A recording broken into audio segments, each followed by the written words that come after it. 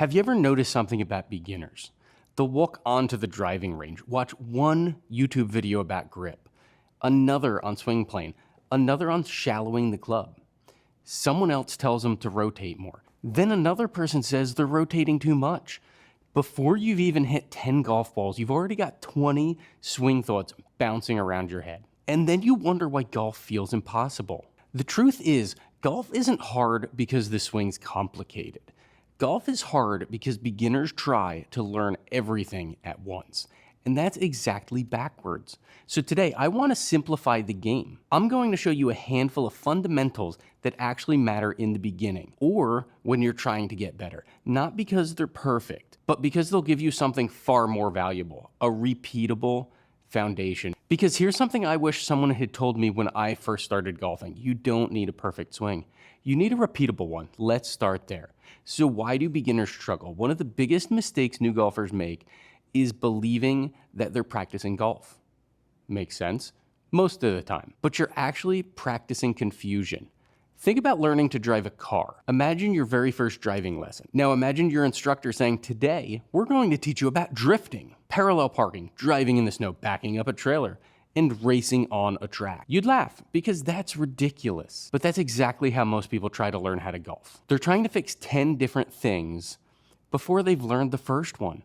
So instead, we're going to build your game the same way you would build a house. You don't start with the paint colors. You pour the foundation first. Everything else has to sit on top of it. Build a good foundation, you'll build a nice house. Let's talk about the grip. It all starts with the club and how you connect to it. This is something that affects all of us, not just beginners. I've noticed over the last few weeks with a lot of more seasoned golfers that they have problems with this because the club's the only connection between you and the golf ball. And here's the funny thing.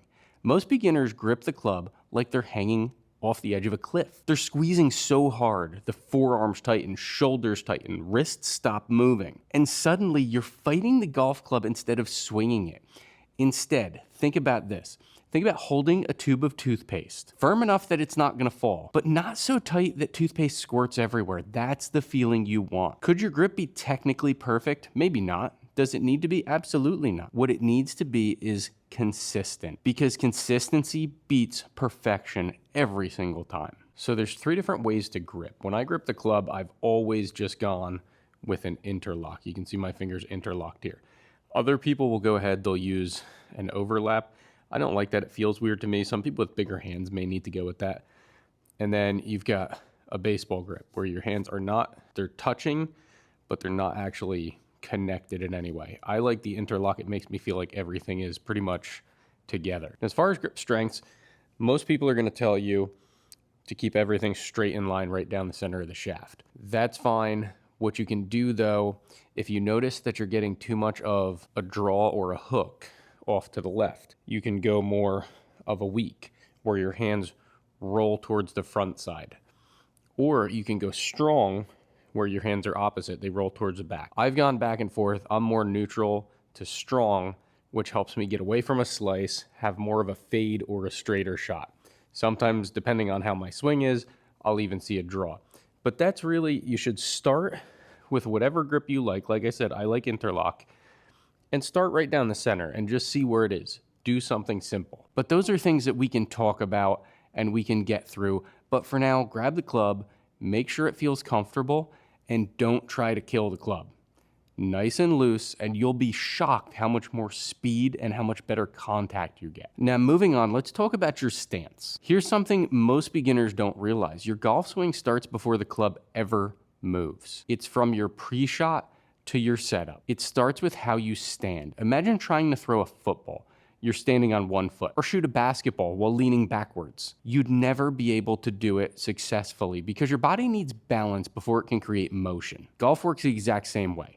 Athletic posture, balanced feet, relaxed knees, be comfortable. The more stiff you are, the worse. Do not force it. Just be athletic. Be loose. You should feel like you could jump if somebody suddenly said, go. That's the feeling you're looking for because balance creates consistency. When I set up, I basically do it the same way every time. And if I don't feel right over the ball, I step back because I know that's not going to be a good shot. And what that does, it sets me up to the ball the same way every single time.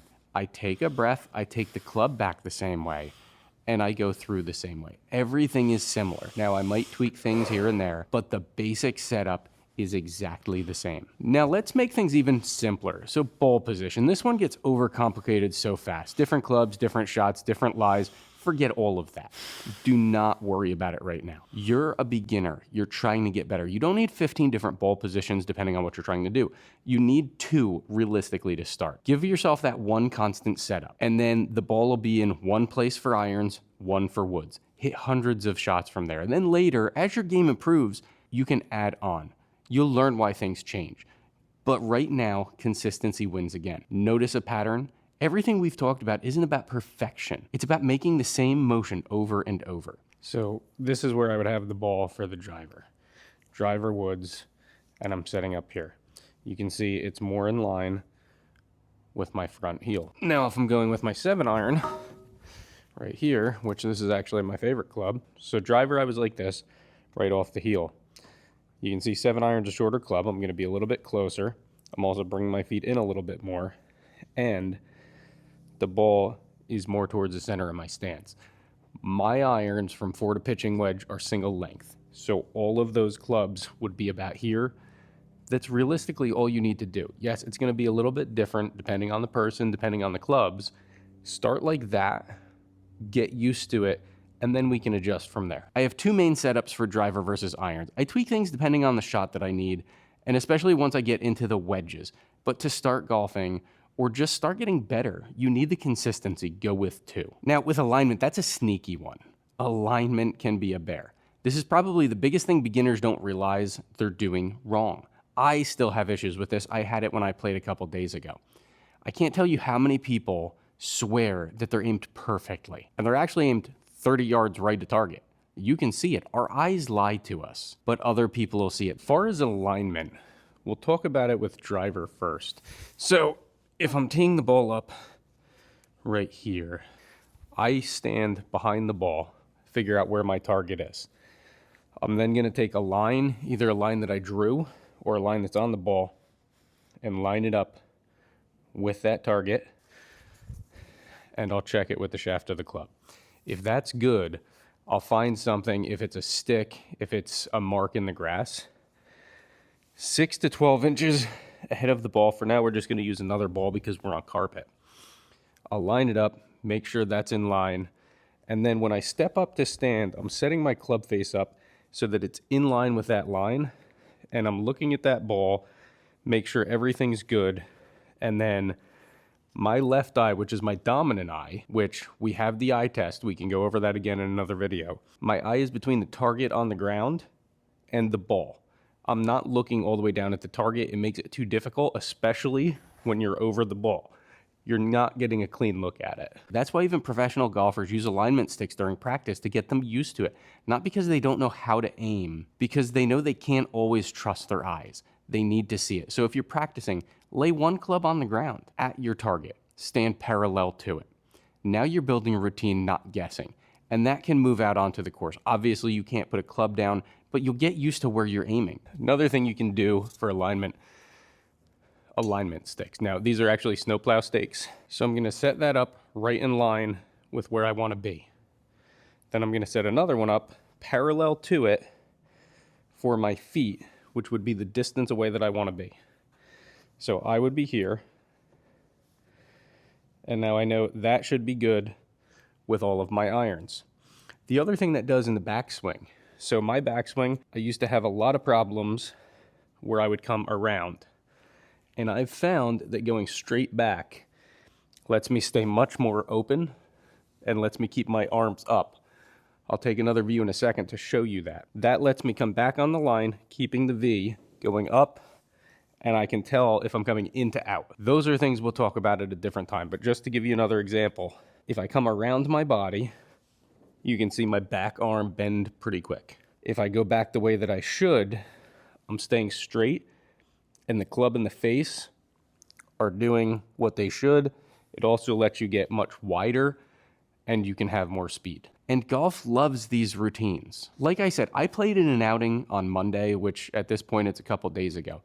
And I played pretty well. I had some bad shots too. I was doing okay, had my normal fade, little bit too slicey for me off the tee. And then about 6 holes in, something just fell apart. Well, luckily, another 6 holes later, I realized what it was.